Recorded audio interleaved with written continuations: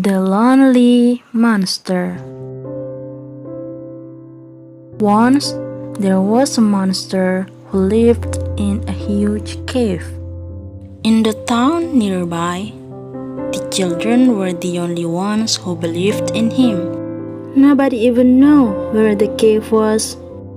Early one morning, David and John were out exploring in the hills. As they were climbing over some rocks, they discovered a hole. It was dark and looked scary.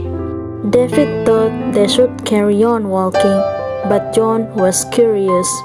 "I want to explore the cave. I've got a torch in my bag," he said. Inside the cave, the brothers came across two tunnels. "Let's split up," said John. "I'll go right, and you go left." "No way! We should never split up. Dad's always going on about that," said David. "Okay, follow me," said John.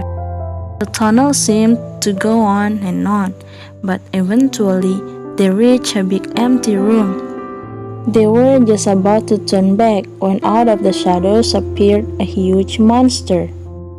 Terrified, the brothers ran toward the exit. Then a tiny voice whispered, "Please don't go. I mean you no harm." The boys turned around and timidly approached the monster. "I've been alone here for so long. I'd love to have some friends," he sighed. And that's how David and Jonathan made a new friend.